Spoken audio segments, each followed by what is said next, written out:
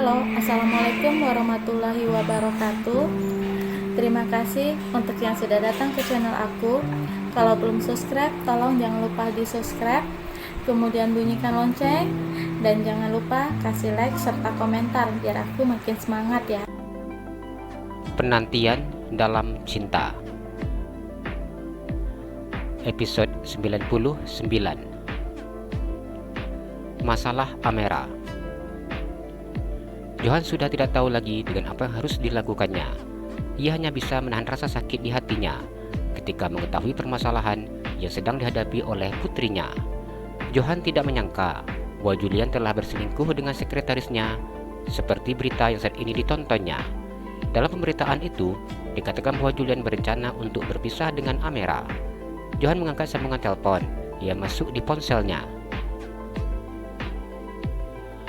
"Halo, Pak," Feni berkata ketika sambungan teleponnya diangkat oleh suaminya. "Ya, halo Ma," ucap Johan. "Mama mau Papa pulang sekarang," pinta Feni. Johan menganggukkan kepalanya. "Papa akan langsung pulang," ucapnya. "Papa hati-hati di jalan." Feni begitu mencemaskan suaminya. Ia yakin suaminya sudah mengetahui tentang pemberitaan putri mereka. "Iya," jawab Johan. Johan menutup layar laptopnya setelah laptop itu sudah tidak menyala. Ia memasukkan barang-barang miliknya ke dalam tas dan keluar dari dalam ruangannya. "Feby, saya tidak masuk ke kantor dalam waktu 1 minggu ini. Jadi tolong semua agenda yang berkaitan dengan saya kamu pending. Untuk semua urusan, saya akan menyerahkan kepada wakil direktur," jelas Johan. "Baik Pak," jawab Feni yang saat ini duduk di meja kerjanya. Setelah meninggalkan pesan kepada sekretarisnya, Johan meninggalkan kantornya. Dia hanya diam dan sedikit menundukkan kepalanya ketika para karyawannya menyapa. Johan berjalan menuju ke parkiran mobilnya. Ia naik ke dalam mobil dan duduk di kursi bagian belakang. "Antarkan saya pulang," ucap Johan kepada supirnya. "Baik Pak," ucap pria berseragam hitam yang duduk di kursi kemudinya. Johan duduk dengan terus memikirkan apa yang harus dilakukannya terhadap putrinya tersebut. Di sepanjang perjalanan, Johan hanya diam dengan terus memikirkan apa yang harus dilakukannya. Ia hanya berharap keputusan ini merupakan hal terbaik untuk putrinya. "Sudah sampai Pak," ucap supir Johan ketika mobil yang dikemudikannya sudah berhenti di halaman rumah mewah yang luas dan juga mewah tersebut. Johan menganggukkan kepalanya. Dirinya tidak menyadari bahwa ternyata ia sudah berada di halaman rumahnya. Johan membuka pintu mobilnya dan masuk ke dalam rumahnya. "Papa," Feni berlari mengejar suaminya. Di saat kondisi seperti ini, dirinya begitu sangat membutuhkan suaminya untuk menenangkan hati dan pikirannya. Johan memeluk istrinya dengan tubuhnya. "Mama sudah lihat berita?" tanya Johan. Feni menganggukkan kepalanya. "Apa yang harus kita lakukan sekarang, Pak? Mama sungguh tidak tega melihat Amera. Mama tidak menyangka bahwa Julian akan perlakukan anak kita seperti ini. Amera masih begitu sangat muda, namun di usianya yang masih sangat muda, namun dia harus menyandang status janda." Feni menangis ketika membayangkan nasib putrinya. Baru 6 bulan menikah, namun kini putrinya akan menyandang status janda. Hal itu sungguh menyakitkan untuknya. "Kita sekarang harus ke Jakarta. Kita akan mengurus anak kita. Walau bagaimanapun, Amera membutuhkan dukungan kita. Saat ini Amera membutuhkan kita untuk ada di sisinya. Kita tidak boleh membiarkan ia sendiri menghadapi ini semua," Johan berkata dengan mengusap punggung istrinya. Feni menganggukkan kepalanya.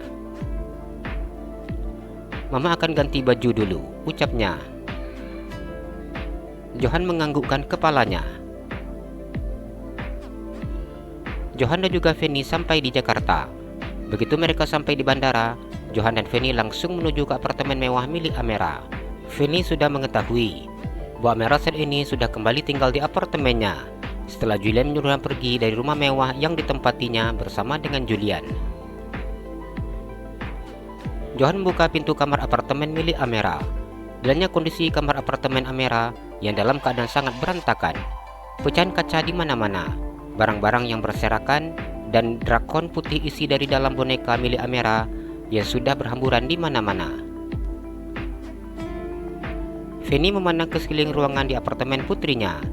Melihat drakon yang berserakan di mana-mana membuat dirinya sangat tahu bahwa Amera sudah mencabik-cabik boneka itu dan menghamburkan isi drakon tersebut guna melampiaskan kemarahannya. Cara seperti ini merupakan saran diberikan oleh psikiater Amera untuk mengatasi tingkat emosi Amera yang tidak terkendalikan. Amera buka pintunya. Ini Mama dan Papa. Fanny mengetuk pintu kamar putrinya. Amera sedang menangis dalam kamarnya dengan cepat mengusap air matanya ketika mendengar suara mamanya yang sedang mengetuk pintu kamarnya. Dengan cepat Amera buka pintu kamarnya. Ia memeluk mamanya dan menangis jadi-jadinya. Mama, Mera nggak mau jadi janda, Ma.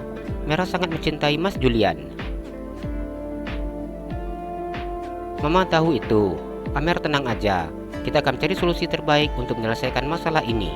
Fanny berusaha untuk menenangkan putrinya. Amera menganggukkan kepalanya. Papa akan berusaha untuk mencari solusi terbaik untuk masalah ini. Jadi Amer jangan pikirkan, bujuk Johan. Melihat wajah putrinya yang pucat dengan lingkar mata yang hitam dan tubuh yang terlihat sudah mulai kurus, membuat Johan begitu tidak tega. Iya, Pak, Amer percaya dengan Papa, ucap Amera. Permasalahan yang dihadapinya membuat ia begitu tidak berselera untuk makan. Bahkan, sudah beberapa hari ini, pola makan Amera sangat menurun. Dirinya juga mengalami susah tidur. Mama dan Papa sekalian datang ke sini untuk menemani Amer. Fanny tersenyum dan mencium pipi putrinya kiri dan kanan. Papa janji akan menyelesaikan semuanya. Kita akan mencari solusi terbaik.